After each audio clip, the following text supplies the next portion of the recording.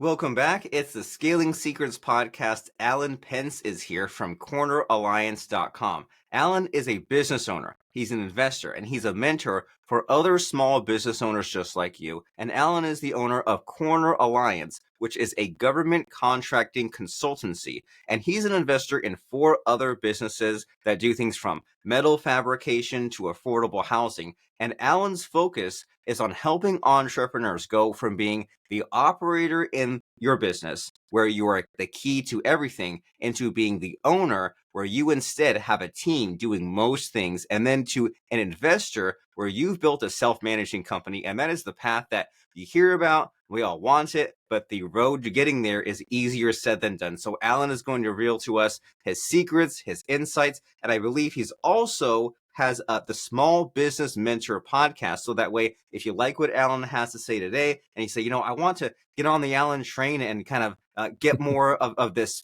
feed pumped into my brain, there's also the Small Business Mentor podcast. So Alan, how the heck are you today? Doing great. Thanks for having me on. Glad to have you. And so we gave a little bit of an intro, but in your own words, what is your current passion, your focus? What just gets you excited to jump out of bed in the morning? Yeah, I mean, I'm still a business owner. So I started a company, a professional services company in the federal government space in 2007. So it's been a long time now. But took me a long time of making a lot of mistakes and beating my head against the wall, chewing glass, as I call it, to really figure out how to grow and turn that company into a profitable, steady, cash flowing, and growing company. And so now my real passion, now that I've got that company growing and I have a team in place that's managing it and they're fantastic, is really helping other business owners make that same kind of journey. Wonderful. And it is quite the transformation, isn't it? Where you start a business and it's sort of just like an extension of yourself. You do everything and then it becomes painful to pull the pieces out because for you, like you need to in order to get to those next levels and grow, because there's only so much work you can do, only so many people you can talk to, only so much time in the day. You pull those pieces out and then it's like you lose part of your identity, and then you get your identity back by helping your team, and then you get your identity back in a different way by kind of going out and being the teacher. And so what sort of emotional turmoil like this have you gone through in just going from making those early mistakes to growing it, making the painful decisions? I mean, tell us what the roller coaster was like. Sure. I mean, there's a great quote by a guy named Brent Beshore about small businesses stay small for a reason. And my corollary to that is that it's always because of the owner, even if they don't know it. And so my realization over time is that every business is an expression of whatever the owner wants or tolerates. And so as a result, it's his or her fault in all cases. So that's some of the tough lesson you need to learn about yourself and business as you go. It can also be empowering because now you realize it's you can change it. And so what I usually see is companies, tends to follow revenue, and there are exceptions. And sure, if you have venture capital funding or you're some kind of tech startup, this probably doesn't work. But in that $1 million range is when you really become a real company. I mean, I think before that, it's really just the owner kind of spinning some plates, and you have a job, you just happen to pay yourself. And but once you get above that $1 million level, it's pretty inconceivable that the owner can be doing all things in actual fact, right? But what I see happens at that point is you start adopting a hub and spoke model, and that usually lasts. So that you being the hub and the spokes being all the other employees, and that's a great lifestyle business that a lot of people run for their entire career, and that'll usually get you up to about 5 million. But the problem with that business is the owner is essential to every single aspect of it. So almost nothing moves forward. No decisions get made without the owner's input. And it's not the kind of business where you go take a vacation and it still keeps operating, right? So they often become traps for owners. So now you've moved past that W-2, like I'm not an employee anymore, but now I've created this monster that like just takes from me all the time, right? And it's usually around that $3 to $5 million revenue level where business owners start to be able to create management teams. And I'll say that it's one of the hardest things that I've ever done and I've ever seen any company do, is try to get past that $5 million mark. I mean, you can look at the small business stats. They're not, it's like 1% or it's a low single digit percent that ever gets past 5 million. And the reason is it's very difficult for owners to build beyond the hub and spoke model and to start bringing in management teams. And it's about at that 3 to 5 million where you have enough revenue that you can actually afford to hire at least one good manager and a little bit of back office help. And that's where you can start seeing companies really take the next step. It's still too small for self-managing, in my opinion. It's look, you can go try to hire high price, very experienced people to run a $5 million business, but you're going to bankrupt the business in the process. So that's the breakthrough point. And then it's really on the journey to about 10 million plus, where you can build out that full management team and the processes that they support. That becomes sort of the breakthrough to the self-managing company, and something that's scalable, saleable. And to be honest, once you've got that, you don't want to sell it because it's profiting, it's throwing off cash, and that's sort of the dream of where you want to get to. Okay, and thank you for giving us that roadmap. That's helpful. Mm-hmm. That first of all, the starting point. I mean, there's so much cool stuff in the starting point there. You said that we might even not even be aware of how much we're holding ourselves back, and there's this path. Yeah. There's this winding path ahead, right? Of the $1 million level, $3 to $5 million level, 5 million, 10 million, and sometimes on this podcast you hear about that, of like just the different levels that are ahead of you and different problems and different kind of approaches you need to take, right? Go to the hub and spoke model and go to the leadership teams.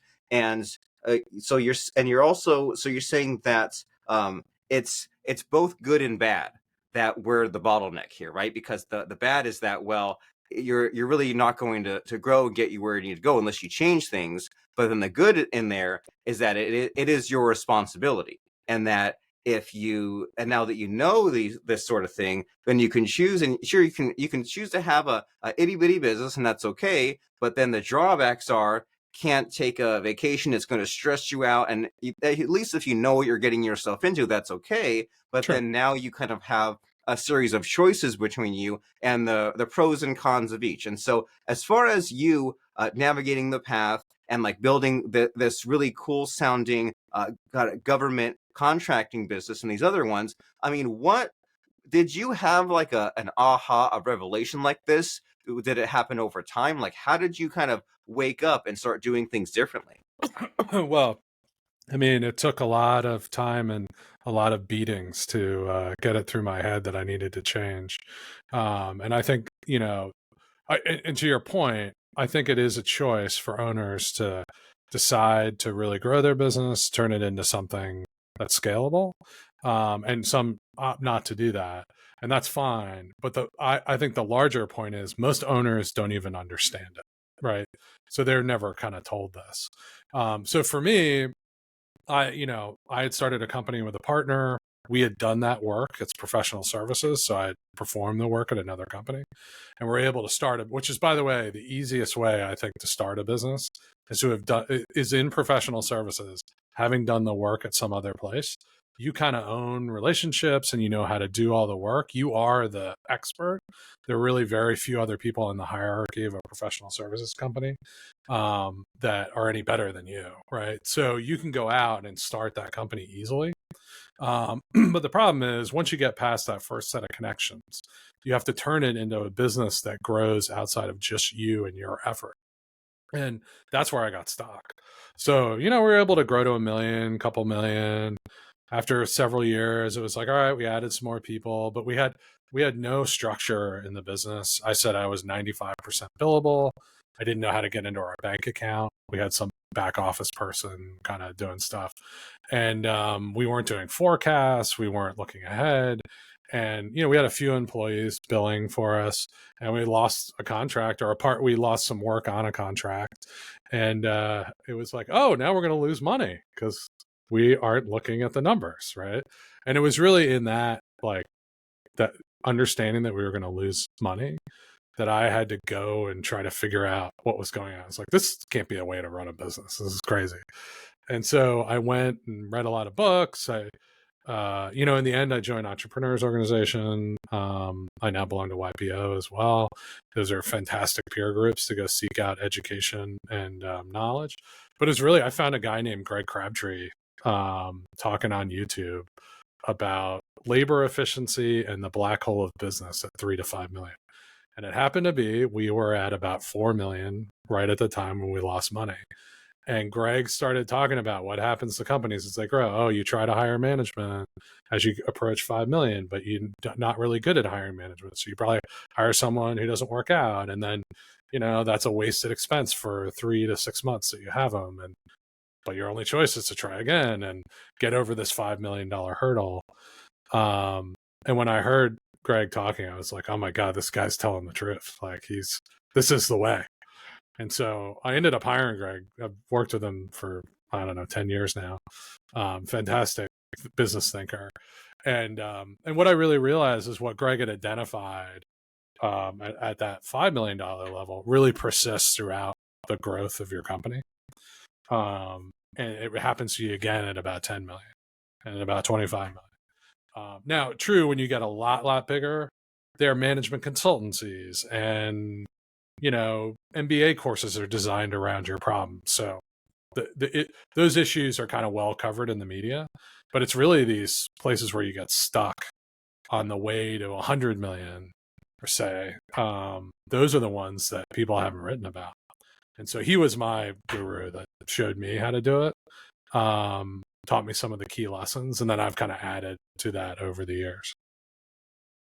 Well, great. And I'm getting some good lessons from you about all this. And it involves bringing people into your problem, right? In that you weren't just going it alone. You joined these entrepreneur organizations. You were always learning, which that's a really great reminder, right? Us entrepreneurs, business owners especially, we have to always be learning. And sometimes it seems like, well, why am I doing that? Like, why am I making it a habit of always working on these problems and watching the YouTubes and the courses? And if someone has really good content, then contacting them and hire them. And the answer is, well, you're learning all these things because you have these huge obstacles coming up at some point. And they might not be coming up in the near future, but once you grow it and you create all these problems for yourself, right? You grow the company, get the revenue, the clients, the team, the people, at some point, you're going to really say, like you said, you lose money, you have bad people, and you need the knowledge to continue on through and kind of figure these sorts of things out. And so,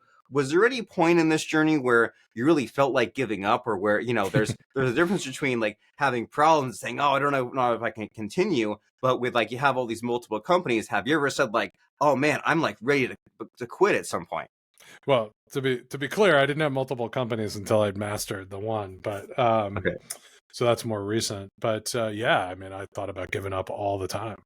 And it's another thing that I kind of think about entrepreneurs, business ownership, basically, is that for the learning period that inevitably you have to go through, the reality is if you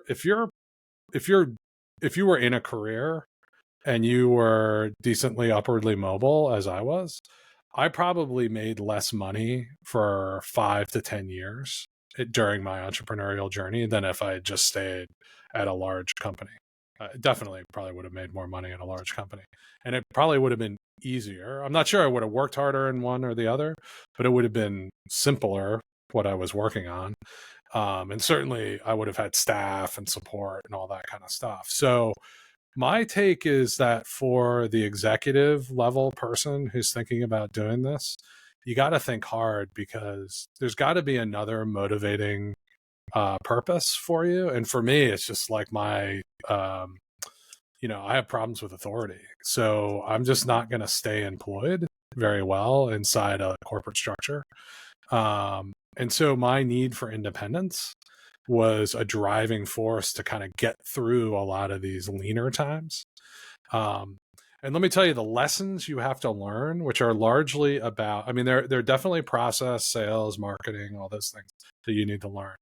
But one of the biggest lessons is that people are only so good, and they're very variable in their skills.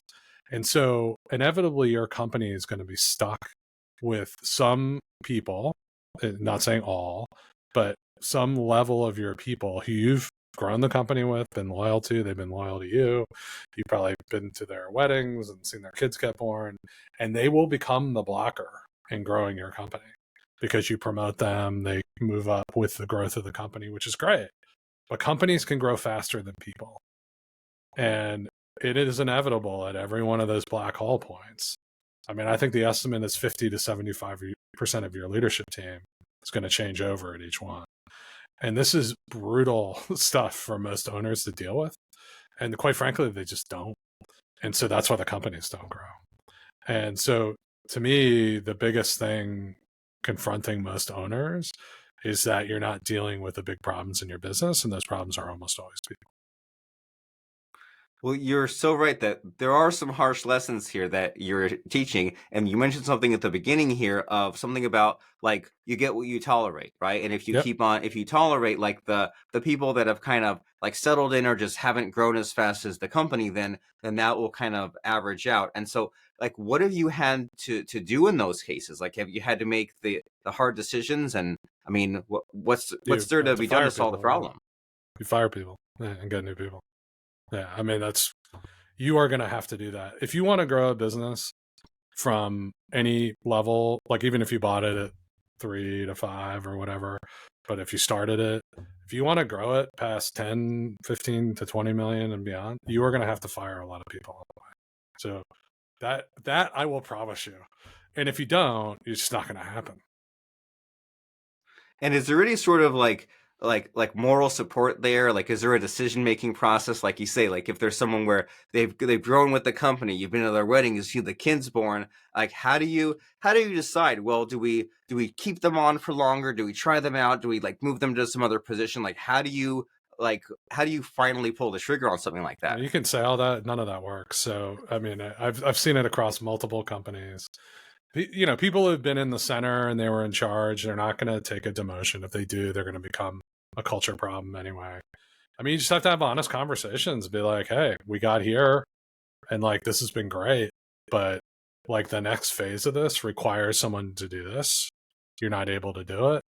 You know, you can give people training, you can try, but usually they can't grow that quickly, right? And they're probably not ideally suited for the next stage. They should probably go work for somebody like you earlier in the development, and then they're going to be a rock star, right? Because they already know how this plays out.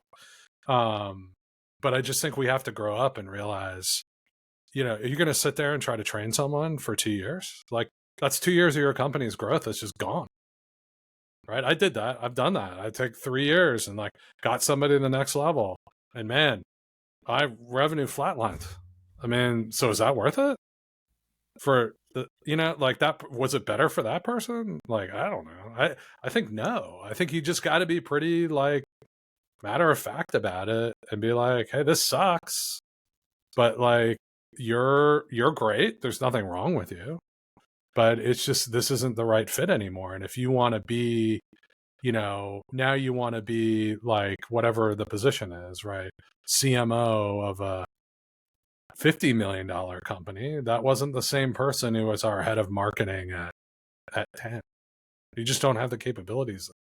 You don't know. And then like what also happens, the owner doesn't realize is like, I did this with salespeople, right? Like I would promote people to go into sales, and I would train them because I was good at sales in my industry. But you know what I wasn't good at? Scaling a sales organization at a growing government contracting company. And how was I going to get somebody who had been like managing a project or something when I didn't know what to tell them to do? How are they going to know what to do? And so inevitably, I called that job being Darth Vader's admiral. It was like, you got it and it was nice, but you were going to die like within a year. And, you know, eventually I hired someone who had been at a bigger company and helped grow, and like they'd done a smaller piece of that, but now they wanted to run their own shop, and they came in and helped us put in processes, build out the team more. And it was like, oh, they know how to do this, so I should go hire them to do that. That's what you got to start doing. You got to look to the next level. What do the people look like at the next level? What are they doing? What kind of experience do they have? And then you've got to hire you got to hire those people. You can't afford them all at once. You hire the key ones that supplement, the things that you see most broken in your organization, and they will help you grow. Now, and then eventually their lease on their ability to grow will end as well. But you as an owner, your lease on your ability to grow will end at some point. And that's why we that's why we sell companies. That's why we hire outside CEOs. That's why we hire professional management, all that kind of stuff. So I actually think if you thought about it logically from that standpoint, where it's like, hey, we're sitting, like, people will sit there and say, we're going to triple this company or double this company or whatever. And you got to really look around the table and be like, does anyone here know how to do that? The answer is probably no. So like, yeah, you're not going to replace everybody tomorrow. And some of them will grow. Like I'm not saying 100% of your team's leaving. But the reality is, like, that area that's really key for growth, whether it be marketing, sales, those are usually the ones. Maybe it's M&A. You're going to have to probably try to bring somebody in who knows how to do that better than anyone at the current table.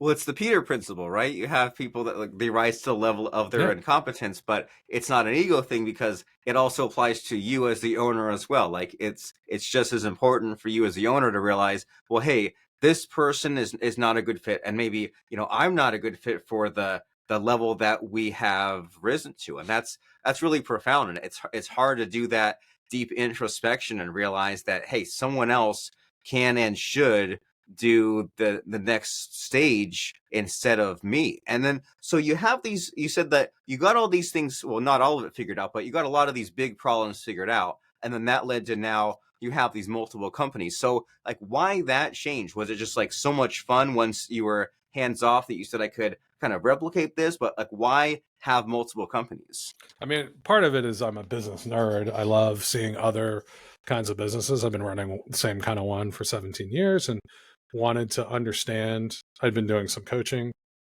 through my EO chapter, and kind of wanted to understand how different businesses work. Turns out almost all of them are exactly the same. As they say, once you get to gross margin, everything else tastes like chicken in business. So, and it's funny, I was just talking to a guy who does home services. He's sponsoring a breaking through 5 million in home services.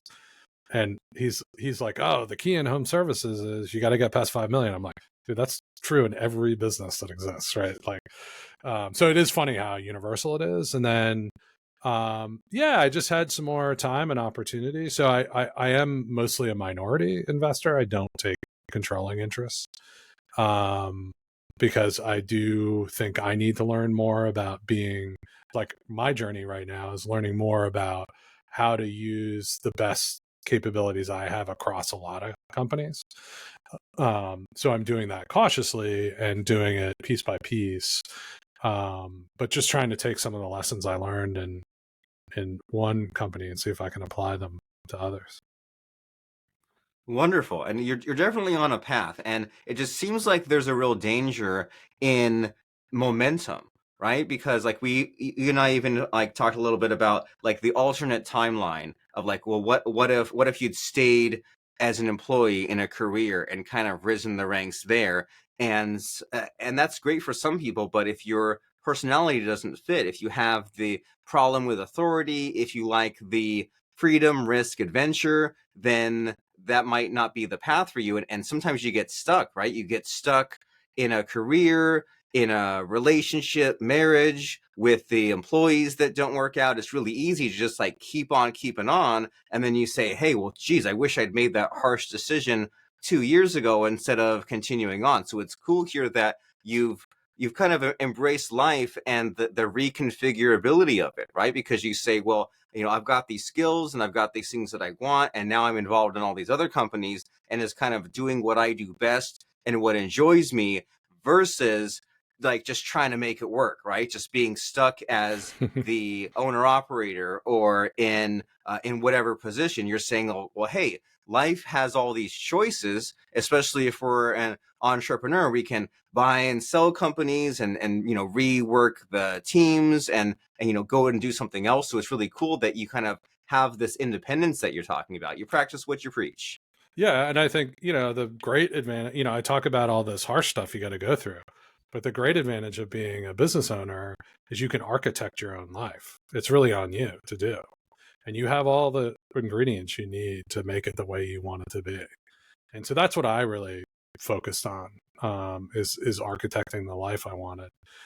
I'd say the second thing, actually, when you mention why do I invest in other businesses, the other part of it is I spent a lot of time trying to jam every idea I had or everything I got excited about into my main business. And that's like an incredibly destructive force. And so the way I'm ADD entrepreneur, I get excited about shiny objects. I want to play with them. I want to learn. And so like I would try to do that, like, I don't know how many different kinds of content marketing I tried to drive through my company, how many different kinds of like, software thing I was going to do, this kind of thing, that kind of thing. And what you realize is that has like huge destructive impact on your core company. And so like for my company to benefit, it almost requires me to not be there that much, because I will then come up with things that will distract other people from the core mission. And a CEO's, an owner's force it's very powerful, and it can be used for good or bad. And so I try to just conserve it for the very most important things that are crucial to my company. And there's a whole bunch of other people that are way better at the other stuff than I am. Yeah. And they're running the company. And it's taken some of these self-awareness insights to properly harness your entrepreneurialism. And I think we've all been there and known people like that, where you say, okay, well, here's what we wanted to do. We wanted to make this cool company that solves this problem. And then the other ideas get piled on, and you think sure. like, well, now it's watered down, and that's no fun. And you've kind of lost your focus, and now you're kind of off track. And so yeah, it's great that you've had some of these ahas, these insights, and especially through the lens of the harshness, because the candy canes and rainbows and pursue your dream and be an entrepreneur, it'll work out. Like, that's a great motivating message, but it's kind of, it's so just repeated. And then also the doom and gloom, that's not fun either, but like kind of there's somewhere in the middle there, right? Of like hey, well, here's the bleak reality. And if you're crazy enough to be an entrepreneur, business owner, then here's what you're in for. And there is some work ahead and problems to solve and things to do and ways to stretch yourself, but that's totally okay. And then also, so you also have this small business mentor podcast where, like there's so many things that I think we lost the internet connection for a second. Recording continues. How did I lose my internet? Try pairing my phone.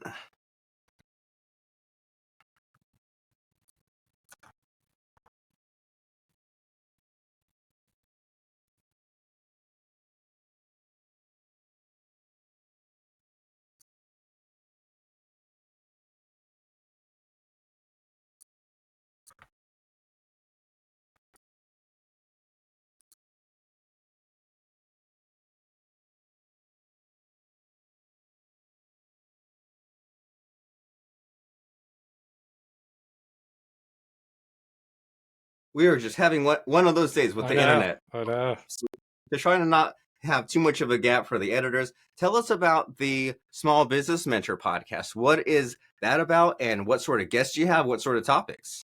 Yeah, so Small Business Mentor is really an opportunity for me to catalog and catalog a lot of the lessons I learned.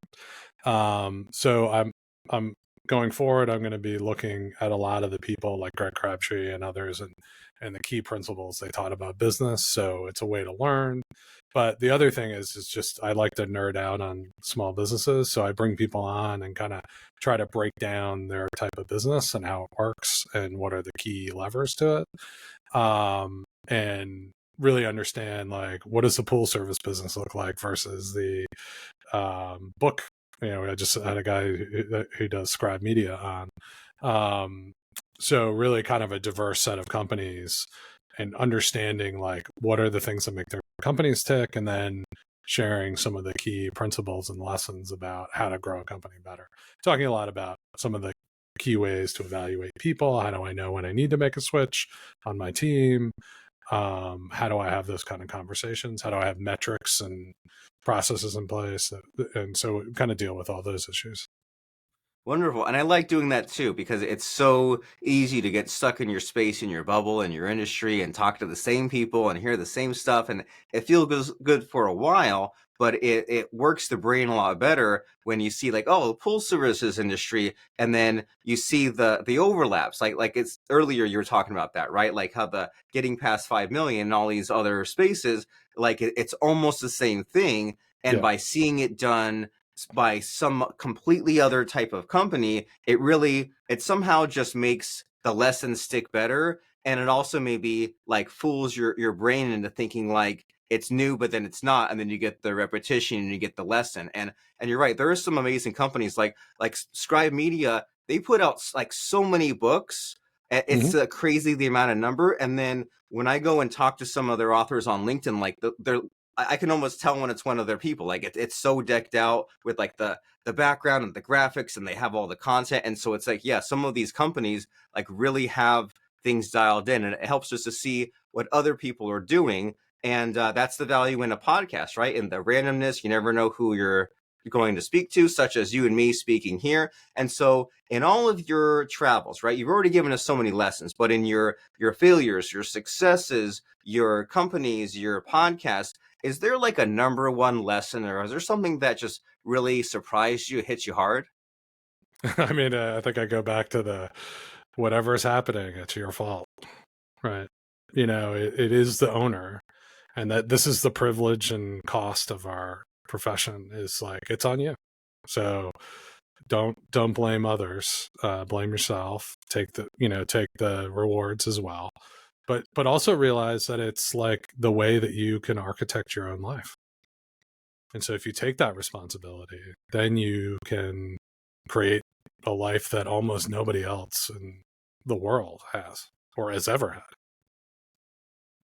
That is deep and profound, and it applies in so many ways, right? You can either choose to assign the blame externally, but then nothing will change, or take ownership of that and say, well, hey, like I need to do some things differently, and my past decisions, I did the best I can then, and it led me here, but now it's time for some transformation and change. And the first step to doing that is by having all these learning experiences, right? Watch the YouTubes, listen to the podcasts, including the small business mentor podcast. Look into these networking groups such as EO, so that way you can talk to the people that you need to. And then as far as someone getting bit by the Alan Pentz bug, and just knowing about your continuous like ahas, insights, lessons, the people you talk to, what are some next steps there? How does someone know if they're a good fit to speak to you? And in general, just what's the call to action website URL?